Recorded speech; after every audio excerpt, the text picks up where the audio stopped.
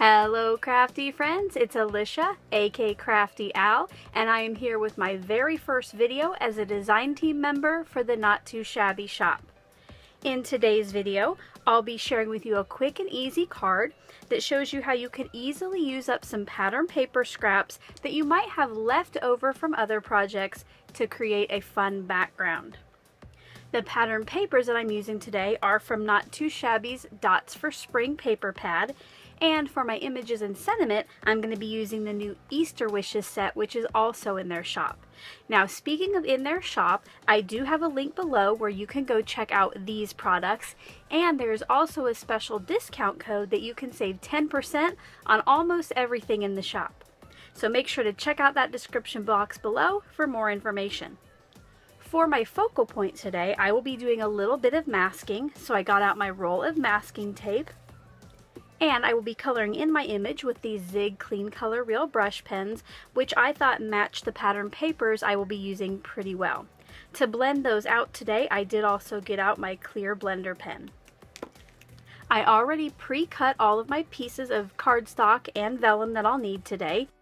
My focal point will be stamped on Strathmore Bristol Smooth, and this is 3 by 4 1/4, and I have a vellum mat that is 3 1/4 by 4 1/2. To build my background on, I just got a scrap of white cardstock and I cut it to 4 by 5 1/4. You can always use any other scrap that you have for this. And I pre-cut and scored and folded a top fold white card base. Let's get crafty! Because I want to give my ink a little extra time to dry today, I'm going to start the card by doing the stamping. The first thing I do is create a mask for each of the eggs.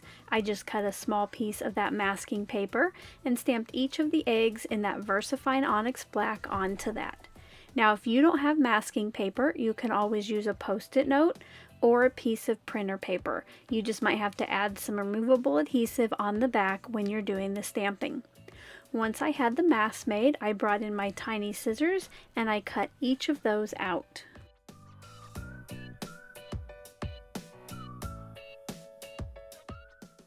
Once those were all cut out, it was time to do the stamping for the card. The Strathmore Bristol Smooth does have two sides to it. One is a little bit rougher, so I use the more smooth side for my stamping. To try to help get my eggs in a straight line from left to right, I did bring in my plastic T-square ruler and use that as a guide for the bottom of each egg. For the first 3 eggs, I had those tilted slightly to the right before I inked those up and stamped them. Now, because the paper does have a texture, I did stamp each of the images twice onto that cardstock. Once the first round of eggs was done stamping, I cleaned those off so I could place my masks down and stamp some eggs in the background. I won't be using the middle egg stamp for this. I will be using the 2 on the outer side, but I'll be swapping them left to right. Once I have those set up, I did accidentally pull off the masks with the stamps, but it was easy to just place those back down, ink up my stamps, and once again stamp those twice. Now I just love the reveal when you do masking.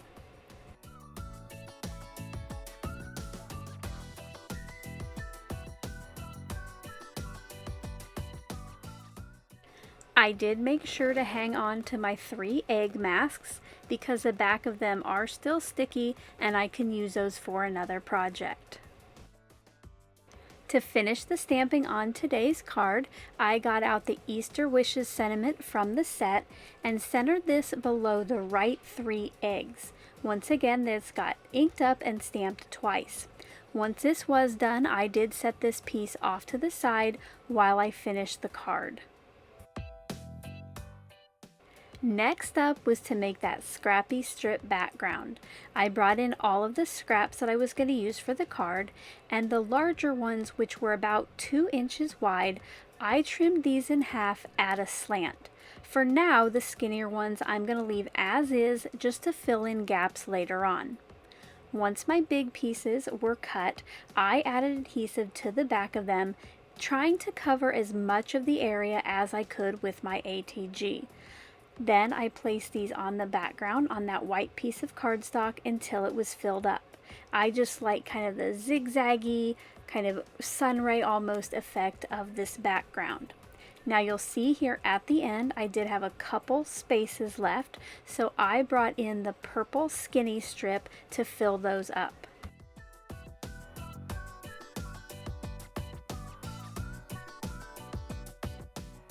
Once all of the pattern papers were in place, I brought in my scissors and I trimmed off the excess around that white cardstock.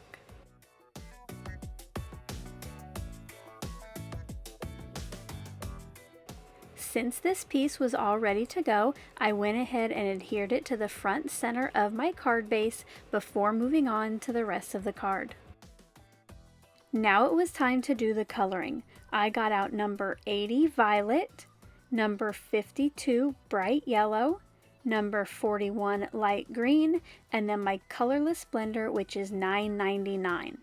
Now, even though my image did have some extra time to dry, I did bring in my heat tool and I heated this up for probably about 15 seconds just to make sure that ink was nice and set. When I color, I like to keep it nice and simple, and that is why my Zig Clean Color Real Brush pens are probably my favorite way to color images. I can get shadows or shading using just one color. The way I do this on the flower, I colored about half of each petal with the orange, and then I spread the color out into the entire petal. When I came back in with the orange, I once again colored that inner half, and this time when I brought in my blender pen, I only blended out where the dark and the light met, just so the center of that flower still has some dark shading on it. I did this same thing for the ribbon, coloring in half of each side near the flower, blending that out, and then adding some shading. Now for the center of the flower, I did just bring in my green marker and just colored it in a nice solid green. For the background on this first egg, I will be using purple, and what I did is I went around the petals and the top of the ribbon where I wanted that shading to be, and then I pulled this color once again so it filled that entire area. Now this actually did allow for some shading. You'll notice it stayed pretty nice and dark around the flower, so I did not go back in with my purple marker like I did on the flower and ribbon. I use this same process for the bottom of the egg as well.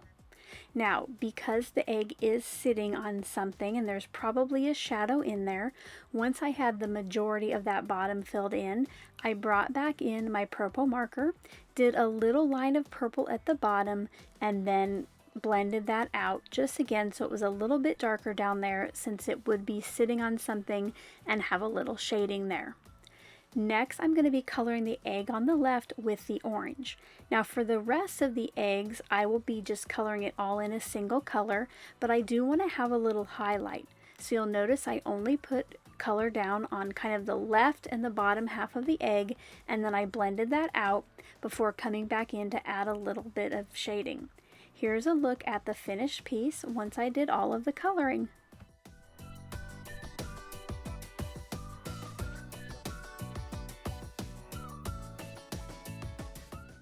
Now I did mention before that these eggs probably were sitting on something, but on my card they just looked like they were hanging out in space.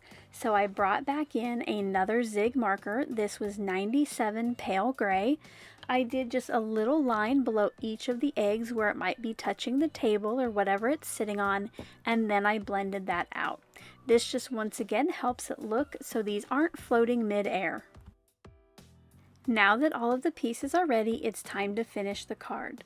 I started by adding an adhesive to the back of my stamped focal point, and this got matted with the vellum. To add a little bit more dimension to the card, I brought in my big blue roll of foam tape in the 3/4 inch width and added 3 pieces of this to the back of the focal point. Once I pulled that release paper, this just got placed centered on the card front. To bring in a little bling and to take up some of the white space on my stamped image, I brought in some sequins that came with my Not Too Shabby goodies, and I'm going to be placing 5 glue dots where I want these sequins to lay. Now this is probably the hardest thing for me, is figuring out where these sequins go.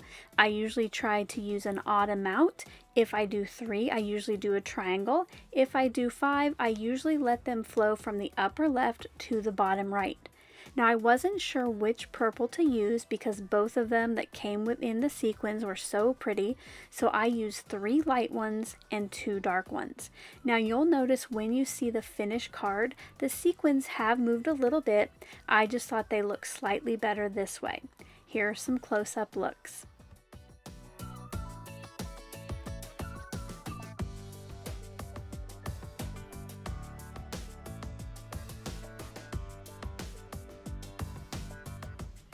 I hope you enjoyed seeing how I made today's card. If you did, as always, I appreciate a thumbs up.